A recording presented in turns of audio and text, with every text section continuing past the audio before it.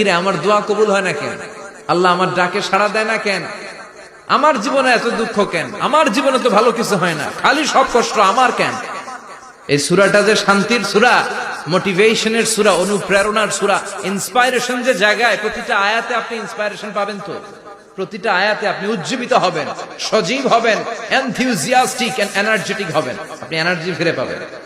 হতাশ যারা, frustrated upset people, তাদের জন্য, হতাশ ব্যক্তিদের জন্য এই সূরাটা একটা আলোকবর্তিকা, একটা আলোর মশাল। এই সূরাটা পড়লেই হতাশ ব্যক্তিরা মনে শান্তি পায়, আশা ফিরে পায়, দিক ফিরে পায়, ঠিক কিনা? এই সূরাটা নাজিল হওয়ার একটা ব্যাকগ্রাউন্ড আছে, শুনবেন। বিষ্ণু ঈসা ইসলামের কাছে যখন ওহী নাজিল হতে শুরু করলো, বিষ্ণু ঈসা ইসলাম ওহীর কথাগুলো পৌঁছে দিতে লাগলেন।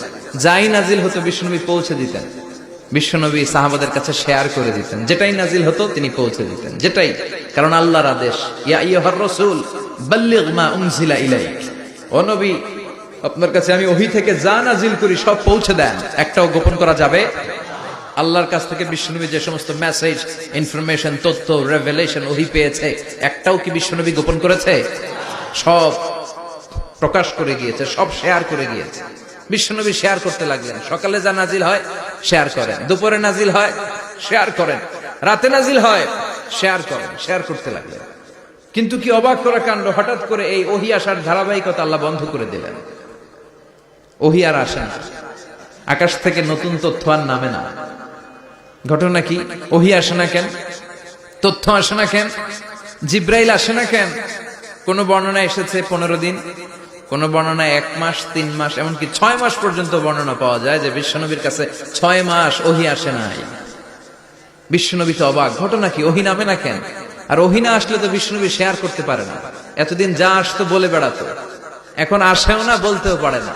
কাফির মুশরিকরা বিশ্বনবীর গালি দিতে শুরু করলো, মুহাম্মদের রব মুহাম্মদরে ভুইলা গেছে, মুহাম্মদের আল্লাহ মুহাম্মদরে ছেড়ে দিয়েছে। বিশ্বনবীর চাচি আবু লাহাবের স্ত্রী উম্মে জামিল বলতে শুরু করলো, কি মুহাম্মদ, তোমার শয়তানটা তোমার কাছে আসে না? না, শয়তান দ্বারা তিনি জিব্রাইলকে বুঝিয়েছেন যে তোমার জিব্রাইল তোমার কাছে আসে না। এভাবে সবাই গালমন্দ করতে শুরু করলো যে মুহাম্মদের আল্লাহ মুহাম্মদকে ভুলে গিয়েছে। বিষ্ণু ঈসা ইসলাম নিজেও হতাশ হয়ে গেলেন। কি রে, ওহী আসে না কেন? আমার কোনো ভুল হচ্ছে না তো? আমার কোনো অপরাধ হয়ে গেল না তো? আল্লাহ কি আমার উপর অসন্তুষ্ট হয়েছেন? আল্লাহ কি আসলেই আমারে ভুলে গেছেন? আল্লাহ কি আমাকে ত্যাগ করেছেন? তিনি কি আমার উপর রেগে আছেন?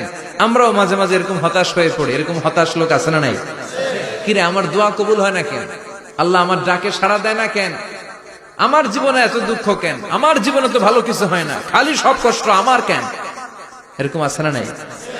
এরকম হতাশদের জন্য এই সূরাটা একটা আলোকবর্তিকা, মোটিভেশনাল সূরা। আলহামদুলিল্লাহ পড়েন। বিশ্বনবীকে আল্লাহ আশ্বস্ত করলেন আর এই সূরাটা নাজিল করলেন আর বললেন, ওয়াদ-দুহা, ওয়াদ-দুহা, দুহা মানে আলো, দুহা মানে আলো, প্রভাতের সূর্য কিরণের শপথ। Look up, the sunlight, it's a very beautiful day out there. ও নবী হতাশ হবেন না, বেরোন, সকালের সূর্যটা কত সুন্দর, কি ঝলঝলে পৃথিবী, ফকফকে আর তকতকে, দেখলেই মনটা ভরে যায়, ঠিক কিনা? দোহা, দোহা মানে আলো, আশার আলো, সম্ভাবনার আলো। আমাদের জীবনে আলোর দরকার আছে না নাই? আলো না থাকলে আমরা বাঁচতে পারবো? আলো লাগে বড় ভালো।